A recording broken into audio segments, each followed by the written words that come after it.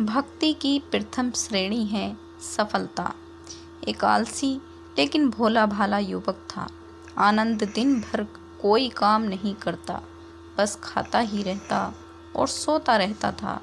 घर वालों ने कहा, चलो जाओ, निकलो घर से, कोई काम धाम करते नहीं हो, बस पड़े ही रहते हो। वह घर से निकलकर यूं ही भटकते हुए एक आश्रम पहुंचा। वहां उसने देखा कि एक गुरुजी हैं। उनके शिष्य कोई काम नहीं करते, बस मंदिर की पूजा करते हैं। उसने मन में सोचा, यह बढ़िया है, कोई काम धाम नहीं, बस पूजा ही तो है, करना है। गुरुजी के पास जाकर पूछा, क्या मैं यहाँ रह सकता हूँ? गुरुजी बोले, हाँ हाँ, क्यों नहीं, लेकिन मैं कोई काम नहीं कर सकता हूँ। गुरुजी, कोई काम नहीं करना है, बस पूजा ही करनी होगी। आनंद, ठीक है, वह मैं कर लूँगा। अब आनंद महाराज आश्रम में रहने लगे। ना कोई काम, ना कोई धाम, बस सारा दिन खाते रहो और प्रभु भक्ति में भजन गाते रहो। महीना भर हो गया। फिर एक दिन आई एकादशी।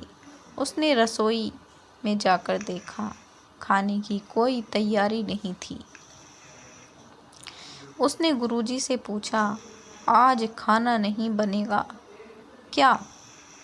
गुरुजी ने कहा, नहीं, आज तो एकादशी है, तुम्हारा भी उपवास है। उसने कहा, नहीं, अगर हमने उपवास कर लिया तो कल का दिन ही नहीं देख पाएंगे। हम नहीं कर सकते उपवास, हमें तो भूख लगती है। आपने पहले क्यों नहीं बताया? गुरुजी ने कहा, ठीक है, तुम ना करो उपवास, पर खाना भी तुम्हारे लिए कोई और नहीं बनेगा, तुम खुद बना लो। मरता क्या ना करता। गया रसोई में। गुरुजी फिर आए। देखो, अगर तुम खाना बना लो तो राम जी को भोग जरूर लगा लेना और नदी के उस पार जाकर बना लो रसोई। ठीक है। लकड़ी, आटा, तेल, घी, सब्जी लेकर आनंद महाराज चले गए। जैसा तैसा खाना भी बनाया। खाने लगा तो याद आया, गुरुजी ने कहा था कि राम जी को भोग लगाना है। वह भजन गाने लगा, आओ मेरे राम जी, भोग लगाओ जी, प्रभु राम आइए, श्री राम आइए, मेरे भोजन का भोग लगाइए।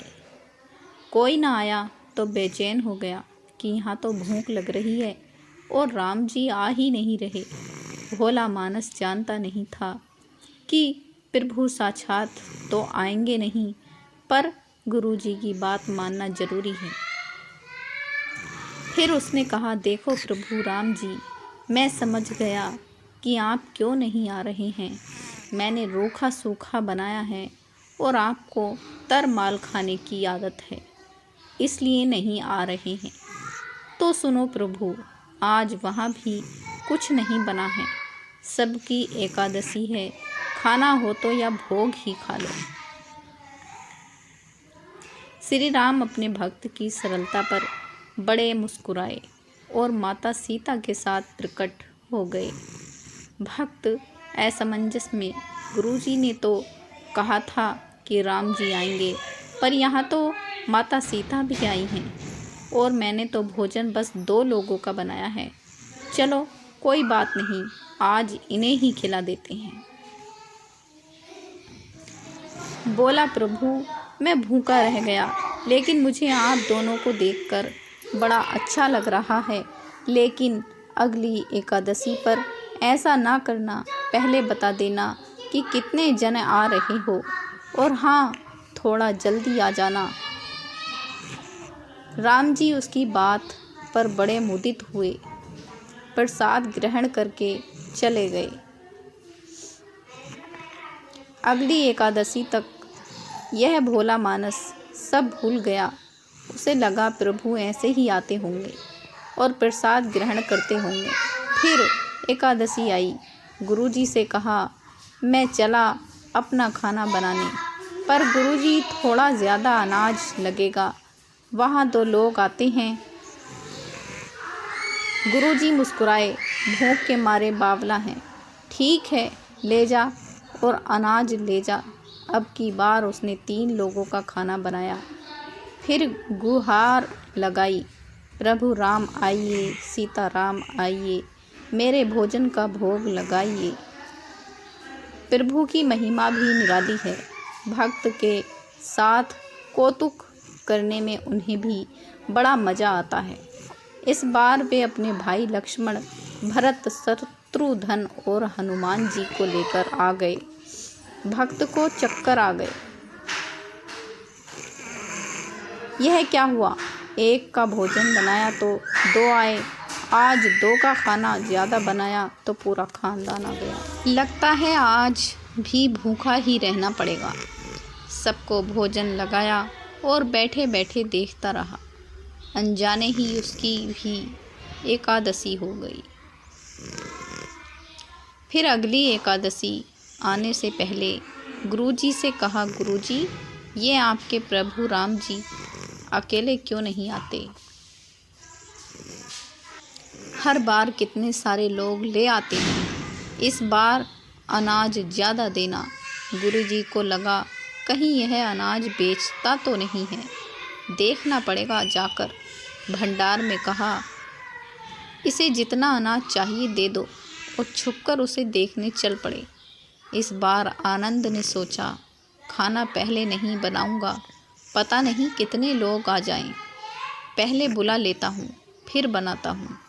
फिर टेर लगाई, प्रभु राम आइए, श्री राम आइए, मेरे भोजन का भोग लगाइए। सारा राम दरबार मौजूद। इस बार तो हनुमान जी भी साथ आए, लेकिन यह क्या प्रसाद तो तैयार ही नहीं है। भक्त ठहरा, भोला भाला बोला, प्रभु, इस बार मैंने खाना नहीं बनाया। प्रभु ने पूछा, क्यों? बोला, मुझे मिलेगा तो है नहीं, फिर क्या फ़ायदा बनाने का? आप ही बना लो और खुद ही खा लो। राम जी मुस्कुराए।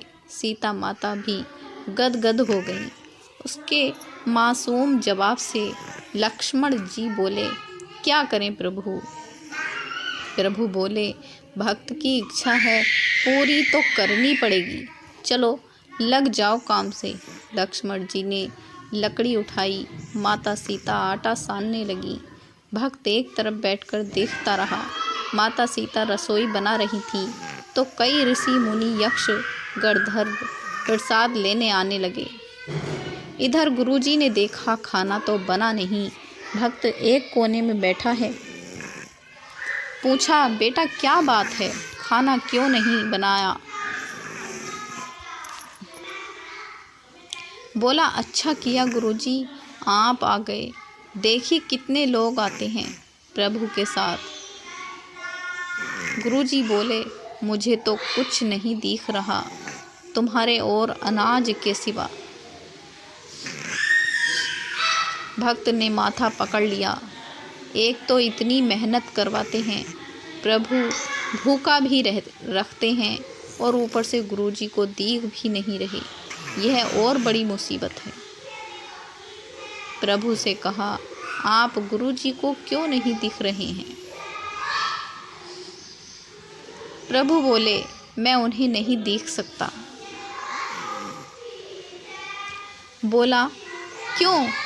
वे तो बड़े पंडित हैं, ज्ञानी हैं, विद्वान हैं, उन्हें तो बहुत कुछ आता है, उनको क्यों नहीं दिखते आप? प्रभु बोले, माना कि उनको सब आता है, पर वे सरल नहीं हैं तुम्हारी तरह, इसलिए उनको नहीं दिख सकते। आनंद ने गुरुजी से कहा, गुरुजी, प्रभु कह रहे हैं आप सरल नहीं हैं, इसलिए आपको नहीं दिखेंगे।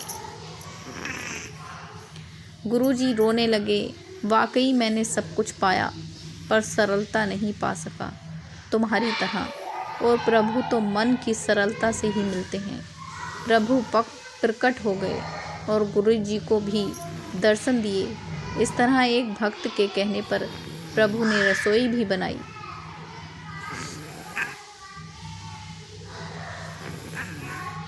तो दोस्तों, आपको हमारी ये कहानी कैसी लगी? इसे लाइक और हमारे चैनल को प्लीज़ सब्सक्राइब करना और आगे भी अपने दोस्तों